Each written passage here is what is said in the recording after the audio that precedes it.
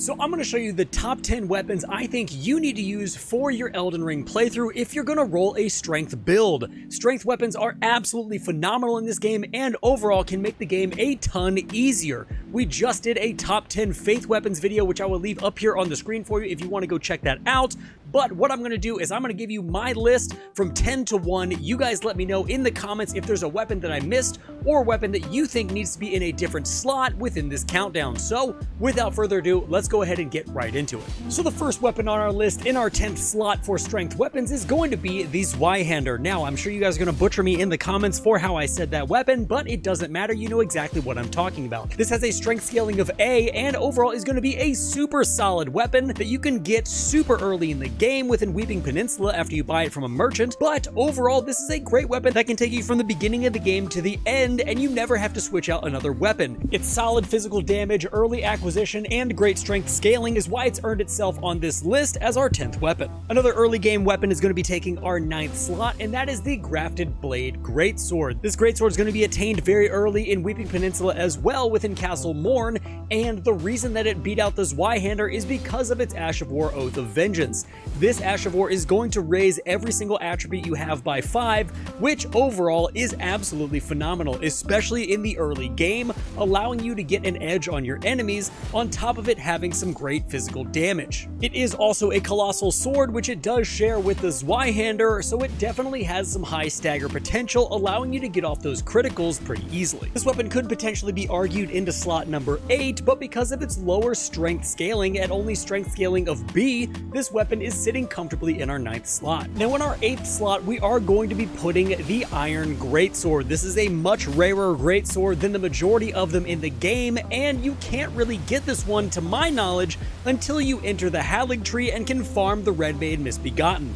With a strength scaling of A, it has a little bit lower physical damage than the past two colossal swords, but it has a greatsword moveset. You can put some phenomenal Ashes of War on it, and if you put Flaming Strike on this weapon, it becomes absolutely god tier. With the best strength scaling and damage of any greatsword in the game, and the ability to put any Ash of War on this weapon is going to be sitting comfortably in our 8th slot, and to me it would have a better placing if it was easier to attain a lot earlier in the game. Now in our slot number 7, we are going to be having the ever so iconic Dark Souls weapon, the Guts Greatsword. That's right, this weapon is right here in the middle of the pack, only because I thought there were better strength weapons that could stagger enemies a lot easier, but this is a absolutely phenomenal colossal sword and shouldn't be counted out at all. This greatsword has really good physical damage as well as a solid strength scaling of A and can be attained pretty early in the game if you run directly into Caelid and grab it from the back of the carriage. This is everybody's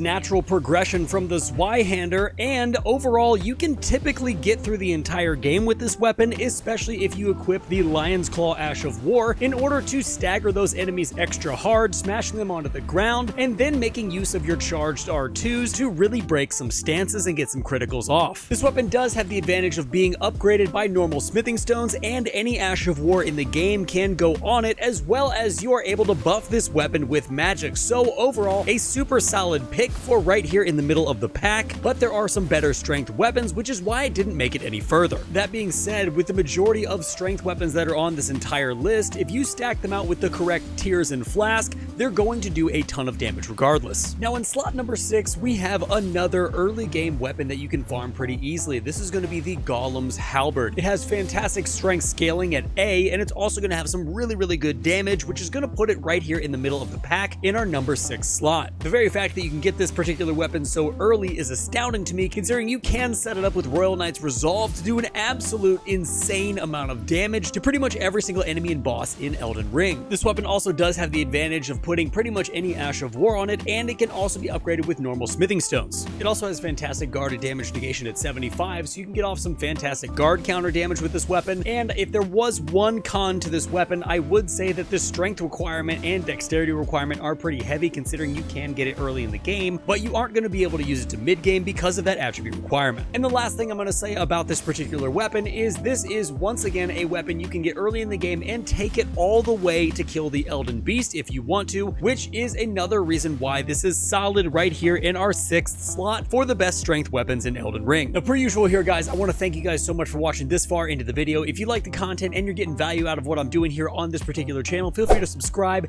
and hit the bell notification. It is free for you and helps the channel out a ton.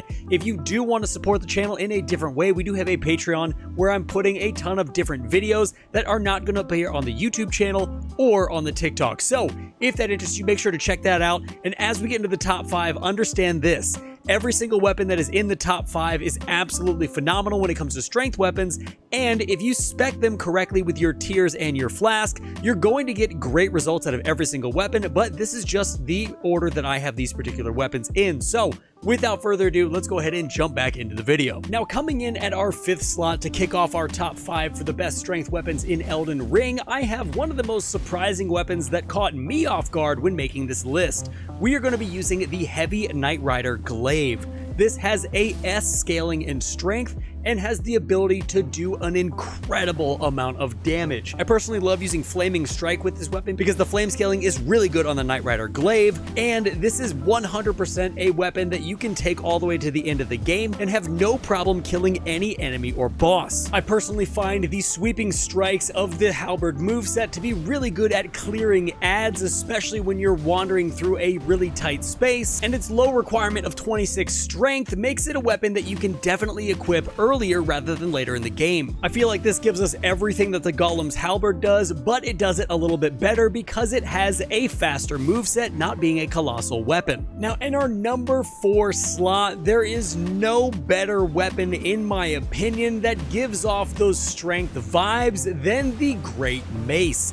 This is a mace that can be attained about halfway through the game, and if you set it up correctly with Tears, Ashes of War, and a super solid talisman set, this weapon is going to stagger most bosses in 2 hits and is absolutely amazing. Out of all the strength weapons that we have been over so far and will go over on this list, this is my personal favorite, and I dedicated an entire build video to this particular weapon. It is so good. I don't know why it staggers so well, but its physical damage is phenomenal. Its strength scaling is S. If you put Cragblade on it, it's going to give you a ton of stance and stamina damage on top of the Great Hammer moveset that already has a ton. Overall, you are not going to be disappointed with this weapon. It has a great strength attribute requirement of 28, which is just about the amount of strength you're going to have by the time you pick this up in Liurnia of the Lakes. If you have never used the Great Mace in any build that you've put together, I highly recommend it. It is a really, really good weapon, and its Great Hammer moveset swings pretty fast with both one- and two-handed movesets. Now, for our first weapon in our top 3, we are going to be looking at the Ruins Greatsword, which has a really good mix of magic and physical damage, allowing you to get a nice hybrid intelligent strength build going if this is the weapon you decide to use. With great physical damage and Wave of Destruction as its Ash of War that is going to do solely magic damage, this is a really fun weapon to use if you decide you want to be a sorcerer but also want to pack a little bit of a punch. And not only is this weapon a colossal sword, but it also has a unique charged R2 that allows you to smash the ground and then have gravity magic tear the ground up even more,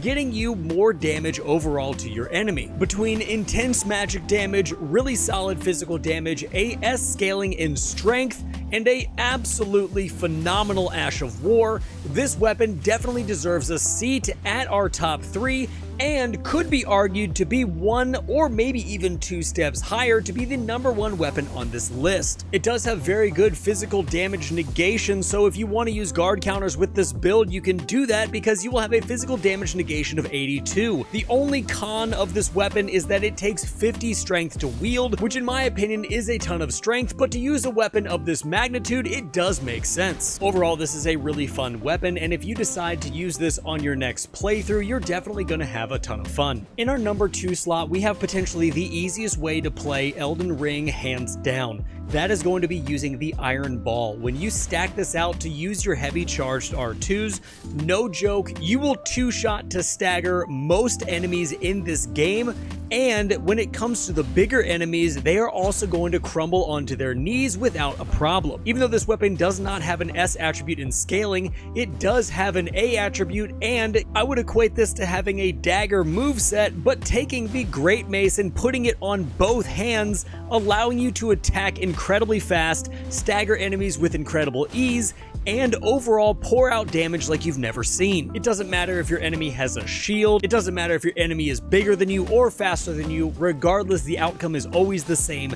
The Iron Ball is an absolute god when it comes to damage and stagger potential in Elden Ring, and I've also dedicated an entire build video to this particular weapon, so I'll leave an icon for it in the top right for you if you want to go check it out. The last amazing thing I'm going to say about this weapon is you can get it right away when you start playing the game on almost any class you choose. All you need to do is run up to Liurnia, and you have to kill Bogart, and then after that he'll drop this for you, and you can start your playthrough from start to finish with this one particular weapon. Now for our very last weapon, the #1 slot, the king of all strength weapons in this game, it should be no surprise that goes to the Heavy Giant Crusher. This weapon has the most physical damage of any strength weapon. It has an S scaling in strength. It staggers. Its charged R2 is the Lion Claw Ash of War, and overall it is the best strength weapon in the entire game, and there's no competition. The versatility you can put with this weapon is incredible. You can stack it for heavy charged R2s, you can stack it for jump attacks, you can do almost anything that you can with the other weapons that we've seen in this entire list, but this one's going to do it better without a doubt. And speaking of its heavy charged R2, it gives you an insane amount of hyper armor to the point where you almost cannot get knocked out of your R2 if you have it charged up all the way. The only bad thing about this weapon that I can find is the fact that it takes 60 strength to wield. You're finding this in Altus Plateau, so not even close to the end of the game, so having 60 strength at that time is going to be pretty rough to do, but if you can manage to pull it off, you are going to absolutely destroy the entire rest of the game. With a guarded damage negation of 88, you can also stack this for guard counters, so there is just nothing this weapon can't do. And even though it is a colossal weapon, its one-handed moveset actually flows together so well that it feels like it has a much faster moveset than the majority of the colossal weapons in this game. Overall, this is definitely a solid choice for a #1 pick when it comes to the strength weapons in Elden Ring, but if you think there has to be a different #1 pick, leave it down in the comments below. I'd love to read about it. But guys, there you have it. That is the top 10 weapons that I think you should use if you're rolling a strength build in Elden Ring. These are by far the best strength weapons that I could come up with, but per usual, if you guys have better options, leave them down in the comments below. I might make a runners-up video, and we can see how things go from there. But if you're enjoying the content, feel free to subscribe, hit the bell notifications so you guys can know when I'm making more videos. I appreciate you guys a ton. I'm going to leave a ton of videos on the screen right now, just so you guys can check them out. So until next time, stay safe, enjoy the game, and I'll see you in the next one.